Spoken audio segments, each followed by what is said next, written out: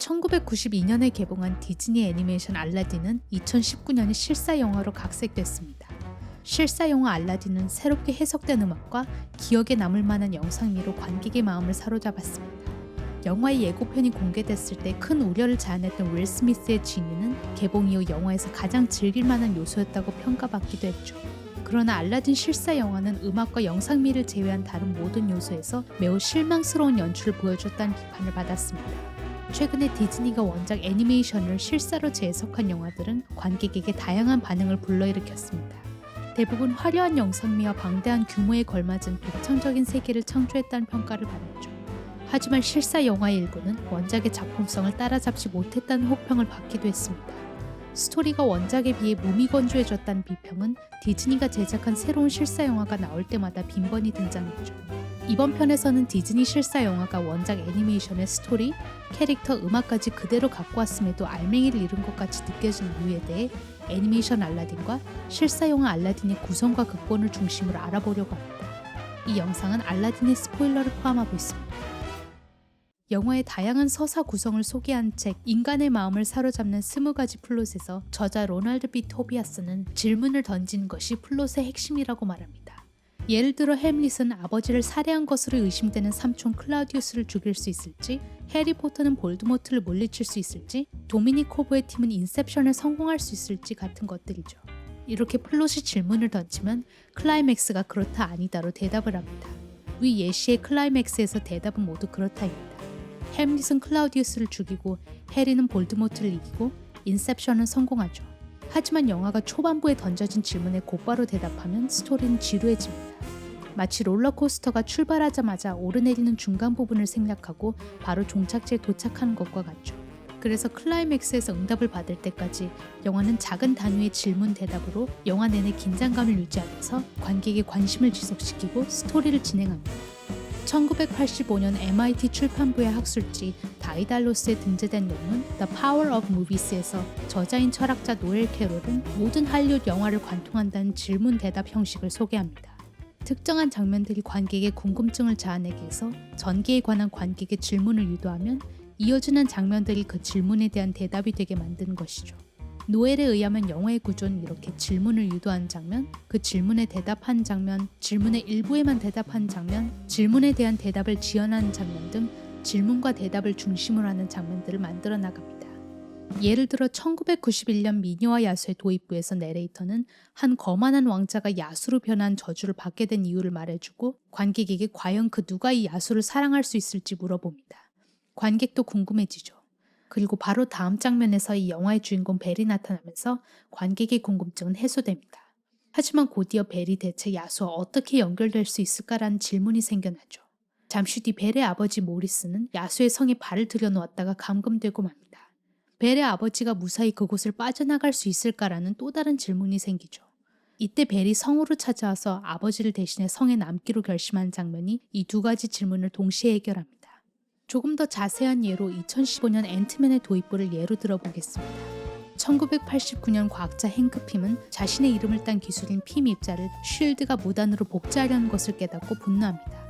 행크는 이 기술이 잘못된 손에 들어가면 굉장히 위험해질 것을 우려하고 자신이 살아있는 동안 이 기술을 숨기겠다고 결심합니다. 관객은 핌 입자의 용도가 무엇인지, 지금 행크는 어디에서 무엇을 하고 있는지 궁금해집니다. 하지만 바로 다음 장면에선 이 영화의 주인공 스캇 랭이 출소를 하고 있죠. 스콧은 이혼한 아내와 살고 있는 딸을 사랑하지만 양육비를 내지 못하면 딸을 보지 못할 위기에 처합니다. 관객은 스콧이 왜 감옥에 갔는지, 그가 딸을 다시 볼 수 있을지, 행크와는 무슨 상관이 있는지 궁금해지죠. 영화가 이렇게 자세하게 셋업한 모든 질문은 영화가 진행되면서 차차 해답을 찾아갑니다. 스콧은 대기업의 최고의 보안 시스템을 뚫은 혐의로 수감된 것이었죠. 행크는 최근에 자신의 핌 입자를 복제하려는 제자 데런 크로스를 막기 위해 스콧을 영입합니다. 그리고 핌 입자는 앤트맨 수트에 쓰이는 기술로 수트를 입고 있는 사람을 축소 확대할 수 있었죠. 이렇게 질문-대답 형식은 영화 속 스토리를 세분화해서 볼 수 있는 재미있는 장치입니다. 관객의 질문을 유도하고 영화는 창의적인 방식으로 대답을 하니까요. 알라딘의 애니메이션 원작은 실사 영화로의 각색 과정을 거치면서 관객의 의견이 분분했던 부분들이 수정됐고 원작의 스토리를 보강하려는 의도로 다양한 요소가 추가되기도 했죠. 하지만 원래 1시간 반이었던 런타임이 2시간으로 길어지면서 짜임새 있던 스토리가 느슨해졌을 뿐만 아니라 원작에서 맥락이 있고 논리적이었던 요소들이 실사 영화에서는 말이 안 되게 수정되었다는 비평을 받기도 했습니다. 이런 비판을 받게 된 이유는 원작에서 관객의 흥미를 돋우기 위해 촘촘하게 깔아놓았던 질문 대답 형식이 실사 영화로 각색되면서 아예 사라지거나 어긋나게 됐기 때문이죠. 1992년 원작의 초반부는 관객의 호기심을 자극하고 끊임없이 질문을 자아내는 미스터리로 가득합니다. 관객이 이 영화에서 제일 먼저 보는 등장인물 중 하나는 자파와 하수인 가심입니다. 자파는 가심에게서 받은 황금곤충 장신구 반쪽과 자신이 가진 반쪽을 이어붙입니다. 장신구는 갑자기 살아나서 어딘가로 날아갑니다. 자파와 관객 둘 다 황금곤충이 어디로 날아가는 것인지 궁금해집니다. 곤충은 자파를 사자의 머리를 닮은 신비의 동굴 입구로 이끕니다. 램프를 가져오라는 자파의 심부름을 받은 가심은 동굴에 들어가려고 하지만 신비의 동굴이 갑자기 이름을 물으며 오직 한 사람만이 여기 들어올 수 있다고 말합니다. 신비의 동굴이 선택한 이 한 사람이 누구일지, 가심이 만약 그 사람이 아니라면 어떤 운명을 맞이하게 될지 의문이 생깁니다. 가심은 동굴 안으로 발을 디디지만 신비의 동굴에 의해 죽고 맙니다. 자파는 신비의 동굴이 요구한 진흙 속 다이아몬드를 찾아야 한다고 말합니다. 바로 이어지는 화면은 알라딘이 빵을 훔쳐 도망가는 장면입니다. 진흙 속 다이아몬드가 누구인지 묻는 자파와 관객의 질문에 대한 대답이죠. 그리고 자연스럽게 알라딘이 자신을 소개하는 One Jump Ahead라는 노래로 이어집니다. 이 도입부는 질문 대답 형식으로 주인공이 신비의 동굴 속에서 마주칠 위험을 암시하고 신비의 동굴을 이제까지 추적해온 마법사 자파의 집념을 보여줄 뿐만 아니라 알라딘이 이 스토리에서 갖게 되는 중요성을 설정합니다. 실사 영화의 도입부는 윌 스미스가 부르는 아라비안 나이츠를 배경으로 영화의 주요 인물과 장소를 보여줍니다. 알라딘의 세계를 부드러운 원테이크로 한 번에 볼 수 있는 흥미로운 장면입니다. 하지만 원작에서 아주 중요했던 신비의 동굴 장면을 아라비안 나이츠의 극히 일부로 축소해버리죠. 이로 인해 알라딘이 신비의 동굴에 들어갔을 때 신비의 동굴이 지닌 위험과 미스터리가 원작만큼 강하게 느껴지지 않죠. 도입부가 원작의 질문 대답 형식을 생략한 케이스라면 원작에 있던 질문 대답 형식을 자르고 재비열하는 바람에 대답만 덩그러니 남은 케이스도 있습니다. 원작에서 알라딘은 원 점프 헤드를 부르고 나서 자스민 공주에게 청혼하려고 가던 아흐메드 왕자와 맞닥뜨리게 됩니다. 아흐메드는 자신의 심기를 건드린 알라딘에게 평생 좀도둑으로 살고 죽을 거라는 저주를 합니다. 침울해서 집으로 돌아온 알라딘은 사람들이 자신을 다시 본다면 가난한 소년에 불과하다고 생각하지 않을 거라고 원 점프 헤드 리프라이즈를 부르며 한탄하죠. 그리고 이 장면은 누가 알라딘을 있는 그대로 바라보고 이해해 줄 수 있겠냐는 질문을 만들어냅니다. 그리고 다음날 알라딘은 변장하고 나온 자스민을 만나 스스로의 삶에서 아무것도 변화시킬 수 없는 처지에 대해 서로 공감하고 유대감을 느낍니다. 자스민은 알라딘의 가난한 모습을 개의치 않고 알라딘을 있는 그대로 좋아합니다. 그리고 영화가 진행되면서 이 장면의 중요성은 커집니다. 자스민이 공주라는 것이 밝혀지자 알라딘은 자스민과 어울리는 사람이 되고 싶어서 왕자로 변신하고 태도도 바꿔보려고 하죠. 지니에게 약속한 소원도 취소하려고 합니다. 하지만 알라딘의 외관에 상관없이 자스민에게 중요했던 것은 알라딘의 진정한 모습이었습니다. 알라딘의 소망에 대한 대답은 바로 자스민이죠. 하지만 실사 영화는 이 장면들의 순서를 바꿔서 자스민을 원 점프 헤드 전에 등장하게 합니다. 원작과 달리 여기서 자스민은 알라딘이 자신의 팔찌를 훔쳤다고 오해하고 심지어 알라딘에게 너는 도둑이라고 말하며 떠나죠. 그래서 알라딘이 자신을 이해해줄 사람을 원하며 부르던 원 점프 헤드 리프라이즈의 맥락과 의미는 달라집니다.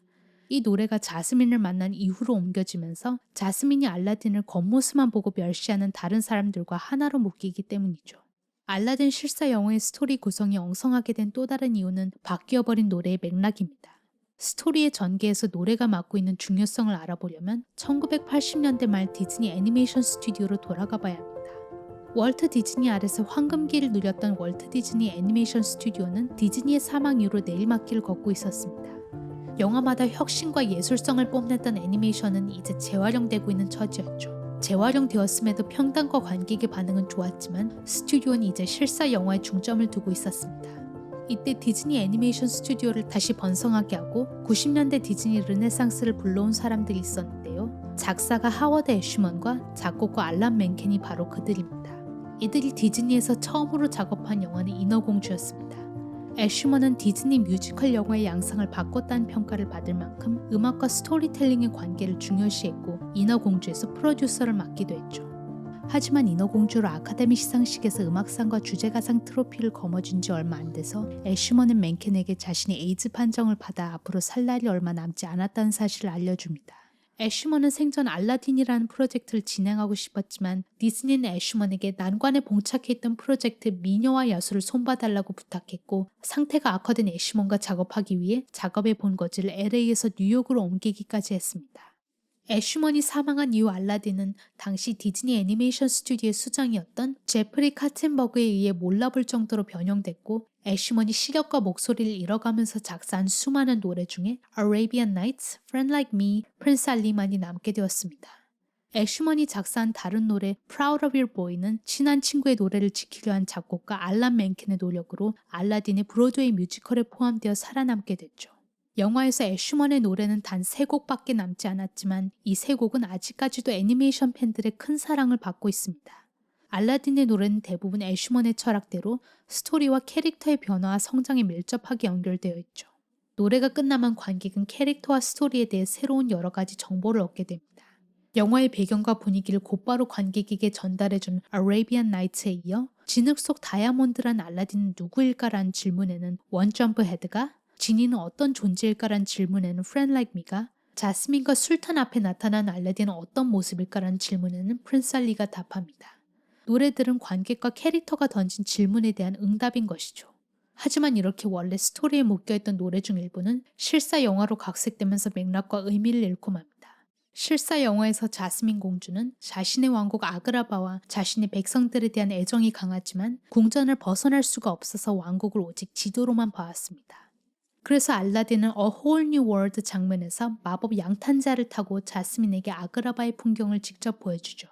새롭게 바뀐 자스민의 성격에 맞춘 의미 있는 선택입니다. 하지만 A Whole New World는 원작에서 궁전 바깥의 세상을 모른 자스민에게 완전히 새로운 세상을 보여주겠다며 대륙을 넘나드는 사이 알라딘이 부른 노래죠.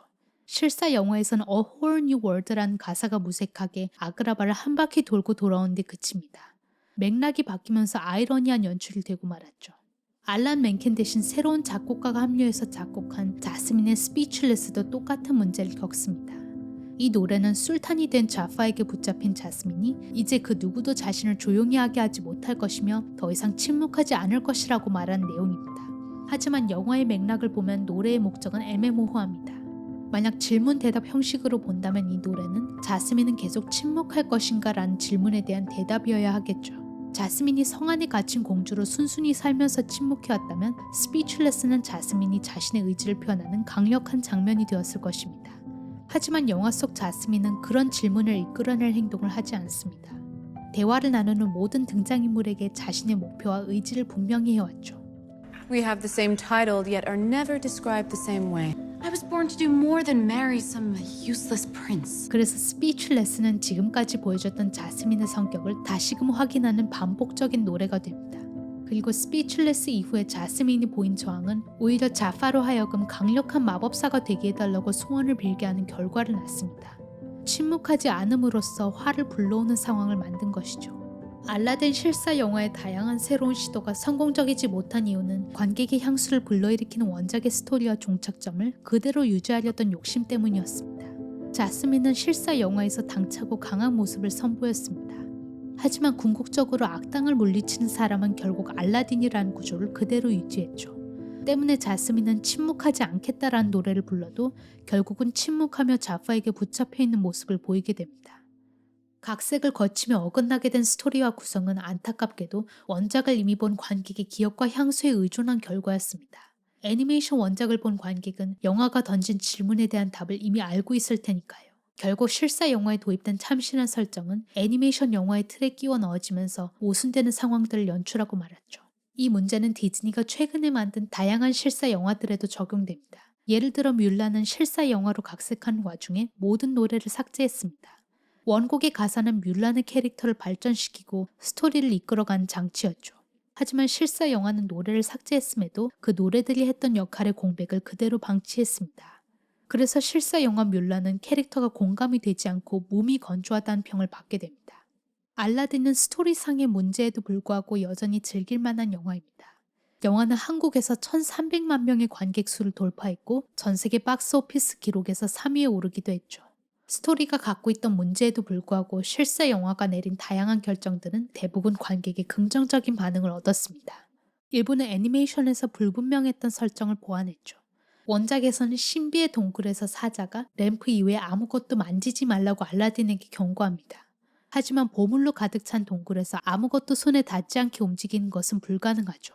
그래서 실사 영화에선 사자 대신 자파가 알라딘에게 보물에 현혹되어도 가져가면 안 된다고 정확하게 경고합니다. 원작 속 캐릭터의 성격과 관계를 일부 향상시키기도 했습니다.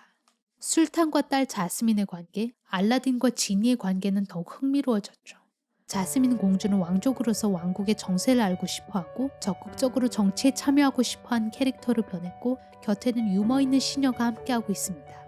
원작에선 알라딘이 왕자로 변했을 때 그가 다스리는 왕국이 어디인지에 대해 자파 빼고는 아무도 궁금해하지 않았습니다. 하지만 왕자가 있으면 왕국도 있어야겠죠. 실사 영화에선 다양한 인물이 알라딘의 왕국이 어디냐고 묻습니다. 원작에서 비평가들이 지적했던 점을 보완하기도 했는데요. 알라딘이 실수로 하렘에 들어간 장면은 교육을 받는 어린 여학생들이 있는 교실로 바뀌었고 벨리댄스를 연상시킨 자스민의 옷은 노출을 적고 왕족의 느낌을 낼 수 있는 의상으로 바뀌었죠. 실사 영화 알라딘이 원작이 만들어낸 로드맵을 체크리스트 같이 따라가야 한다는 의무감 없이 화려하고 신선했던 비주얼처럼 스토리 측면에서도 보다 자유로운 선택을 했다면 어땠을까 하는 생각이 듭니다. 영화 이야기와 영화 속 시각적인 요소의 의미에 대한 이야기를 더 보고 싶으시면 구독, 좋아요, 알림 설정 부탁드려요. 이상 당신이 모르는 감독의 마음, 단감마였습니다.